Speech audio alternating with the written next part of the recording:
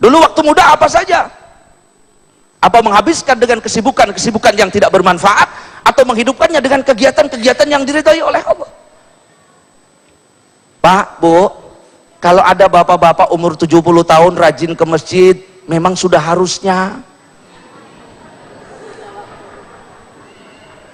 Kalau masih juga nggak ke masjid, kelewatan.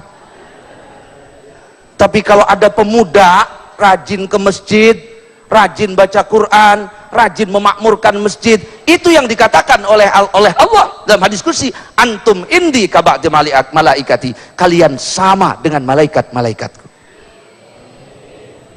Ibu udah tua, jangan bilang amin. Ini kita bicara anak muda, Bu.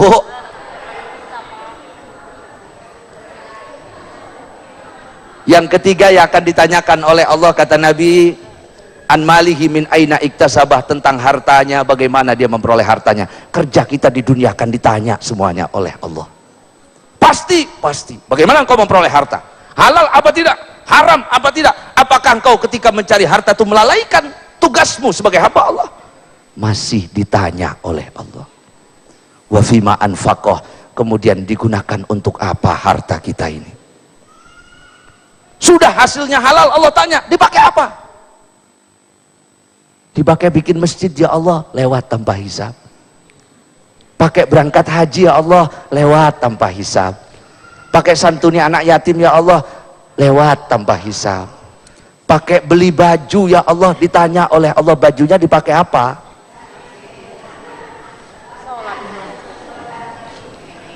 Masih ditanya sama Allah.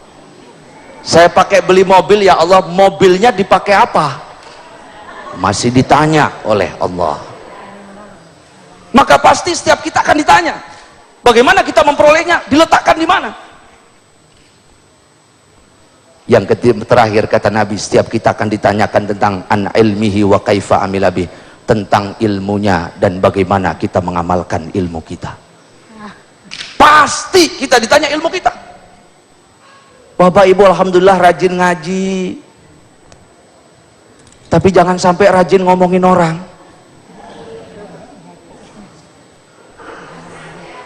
Sesuai tidak dengan ilmunya. Ini yang paling berat Bapak dan Ibu, ini yang paling berat. Asyadun nas adaban yaumal qiyamah, orang yang paling berat menghadapi pertanyaan Allah hari kiamat adalah orang yang berilmu ketika ilmunya tidak sesuaikan dengan ibadahnya. Maka apapun yang kita lakukan hidup di dunia ini dalam rangka mendatangkan manfaat kepada kita ataupun kepada orang lain, baik di dunia ataupun di akhirat, dengan cara yang diridhoi oleh Allah, dengan cara yang dibenarkan oleh Allah, itu ibadah. Dan setiap detik waktu yang kita lalui di dunia ini, setiap saat, setiap amanah yang Allah bebankan kepada pundak kita, pasti akan ditanyakan oleh Allah hari kiamat nanti. Bapak dan Ibu, dulu ada seorang sahabat Nabi namanya Abu Hurairah. Kebetulan Abu Hurairah ini sahabat yang paling miskin.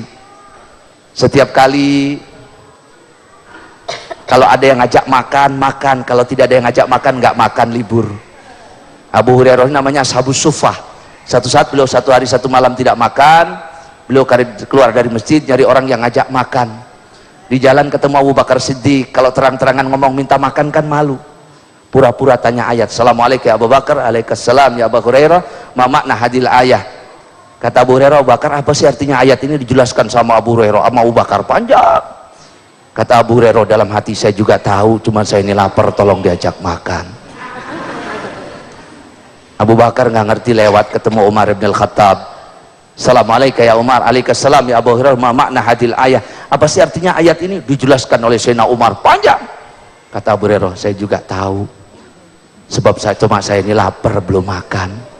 Sayyidina Umar nggak ngerti. Di tengah jalan ketemu Nabi. Assalamualaikum ya Rasulullah. Waalaikumsalam ya Abu Hurairah. Ma makna hadil ayah? Ya Rasulullah, apa sih artinya ayat ini? Jawab Nabi, Abu Hurairah, engkau tidak tanya ayat tapi kamu kelaparan.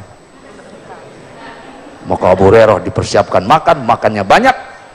Selesai makan, kaki Abu Hurairah ditepuk oleh Nabi.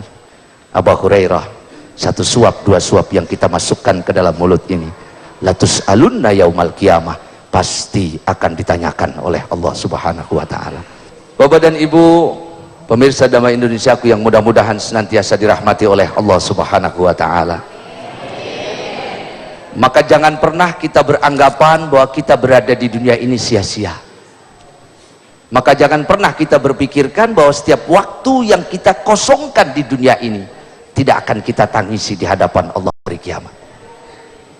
Seorang manusia, orang yang selalu berkarya. Allah Subhanahu wa taala mengatakan kepada Nabi Allah Daud. Nabi Daud itu nabi jadi raja, Bu. Putranya Nabi Sulaiman raja besar. Apa jawab Nabi Allah Daud? Apa perintah Allah kepada Nabi Daud dan Nabi Sulaiman? I'malu ya ala Daud. Ayo bekerja keluarga Nabi Daud. Kelola alam ini. Kelola apa yang Allah berikan kepada kalian. Syukran. Sebagai bentuk rasa syukur kepada Allah. Sebagai bentuk ibadah kepada Allah. Sebagai bentuk taat kepada Allah.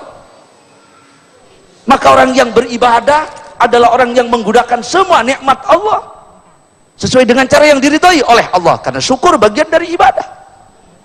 Maka kalau Allah memberikan kita hidup lantas kita sia-siakan hidup ini, kita isi dengan hal yang tidak bermanfaat, maka kita akan menjadi yang ditanya paling besar di hadapan Allah. Kita diberikan harta, akan tetapi harta ini kita tidak gunakan pada hal-hal yang diridhai oleh Allah, ini pun juga akan menjadi pertanyaan besar bagi kita semuanya di hadapan Allah.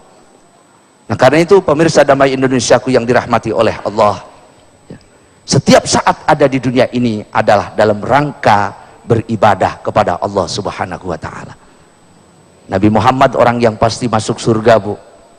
Terdaftar nomor urut 1 bagaimana ibadahnya. Para sahabat Nabi dikenal orang-orang yang istimewa. Khairul Qurun, zaman yang terbaik. Mereka pengusaha, mereka pedagang, mereka petani, mereka pegawai, mereka punya pekerjaan masing-masing yang semuanya dalam rangka beribadah kepada Allah Subhanahu wa taala. Maka Allah tidak senang dengan orang yang meletakkan tangannya di belakang kepala. Santai.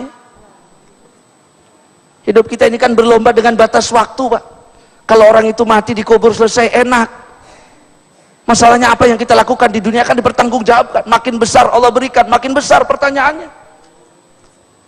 Makanya kata Nabi, bedanya orang miskin sama orang kaya itu masuk surganya 500 tahun, Bu.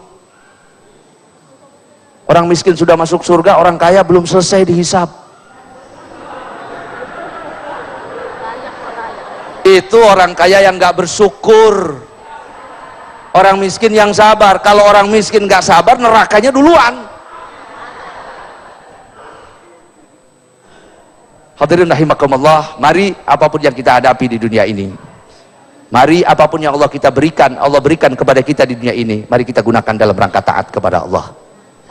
Apapun amanah yang dibebankan di pundak kita, baik itu nikmat, tugas, dan apapun, mari kita gunakan sebaik-baiknya sesuai yang diridhai oleh Allah. Jangan sampai pada hari kiamat nanti kita akan menjadi orang yang menangis minta dikembalikan ke dunia ini untuk beribadah kepada Allah. Maka manusia adalah khalifah.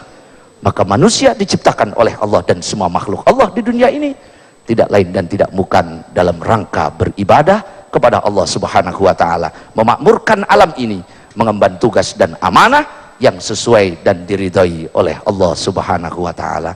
Hadirin pemirsa Damai Indonesiaku yang dirahmati oleh Allah Subhanahu wa taala.